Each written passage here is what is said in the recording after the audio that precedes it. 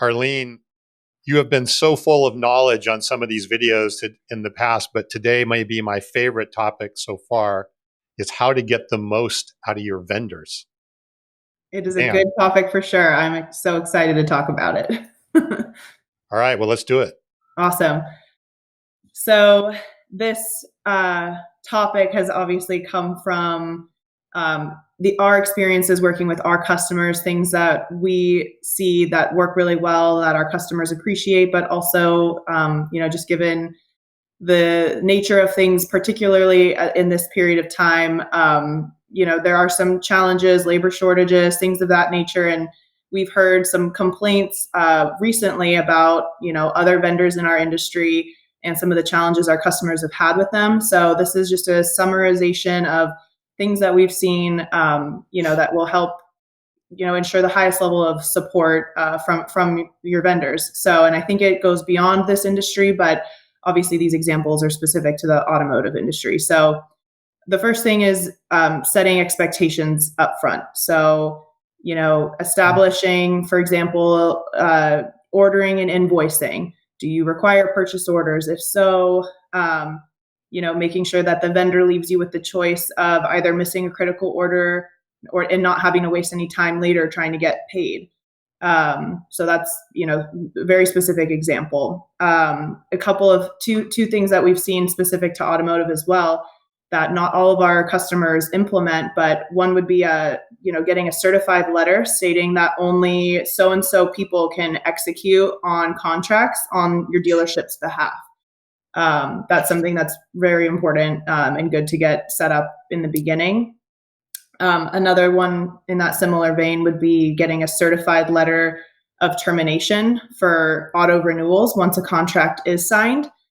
So the reason I bring both of those up, I actually just talked with our team internally. We're going to have templates of both of those contracts up on our website, on our blog. But those are two things that are, really, really useful to get started right when you get established with a new vendor.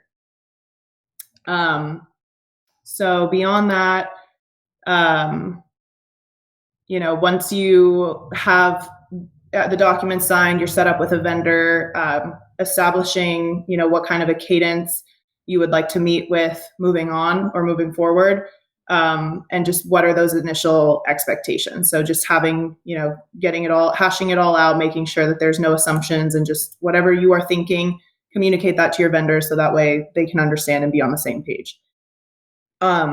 This leads to the kind of second category of just accountability. So holding your vendors accountable, ways to do that are ways that we see work. One of them is, just establishing those expectations up front, regularly pre-scheduled meetings, quarterly or whatever that cadence, works. And, so I guess to give an example, in the case of a vendor with for drivers, like uniforms, making sure that you tell your vendor what is expected from them. So if you want them to actually drop the uniforms off, physically give them to somebody and not just, drop them off without any communication, making sure that you take the time to share that with your vendor up front. So that way, they know what you're looking for.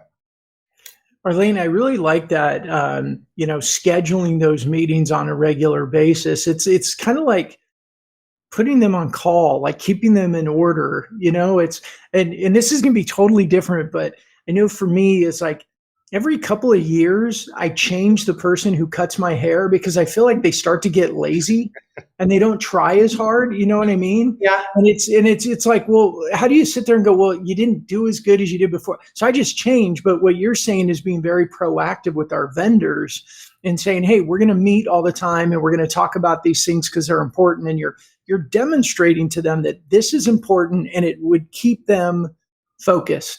Yeah. Absolutely. I love that you pointed that out because that is exactly the intention. And even if things are going well, having that quarterly meeting to kind of just catch up on things, maybe even point out what's working well, it does drive a higher level of accountability. Yeah, that's smart. Yeah. And that actually takes me right into the last point, which is try to turn your vendors into partners. It's a very subtle difference, or, name difference, but it's something that we really try to focus on with all of our customers. Because the most will come from a good relationship, right? And so we obviously want to provide the best product, best service that we possibly can, but we also really try to partner with our clients to learn from them, and for them to in turn learn from us, just sharing knowledge that from the industry, things that are relevant and current.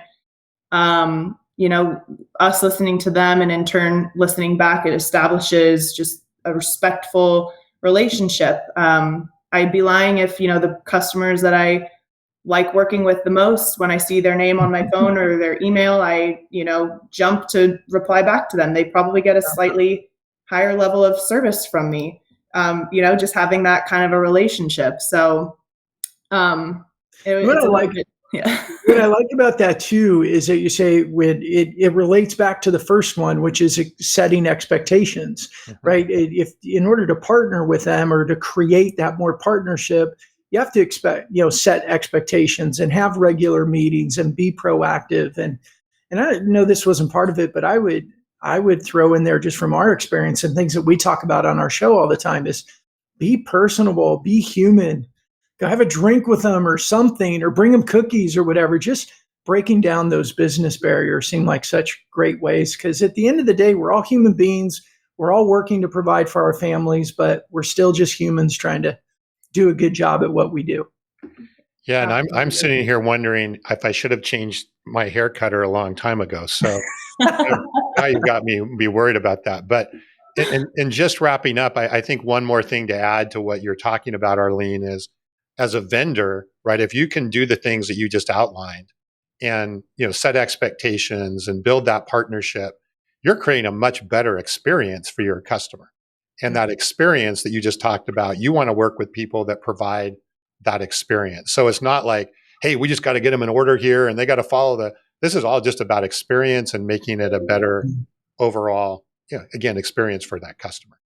Yeah, no, I could not agree more. And we, really, really pride ourselves on the experience portion. Like I said, obviously we've got the quality, the service covered, but we enjoy what we do, and we try to pass that through to our vendors or our clients, and hopefully they feel the same way. So the experience is so important. We talk on the show all the time about experience. Like, the customer experience is more important than your product. The customer experience, and you even alluded to it a few minutes ago, from your customer service side of things or sales side of things. When customers call you or send you emails and they're people that you have great relationships with, you respond quicker, you respond better, right? Yep. We had a conversation. It goes both ways. Yeah, exactly. Yep. Exactly. And kindness and personal goes a long way. Yeah. It's almost like, most vendors, they exist, they're in business for a reason. They've got a product that works. So, if you can kind of have that trust there, then it starts to get fun once you get beyond that. So, and I really love it. Try to turn your vendors into partners. So. Well, Arlene, thank you. Those are great tips. And we'll see you next time. Awesome. Thanks, Arlene. Thank you so much. Yep. Check out Dealer One Stop. That's ONE, not the number.com.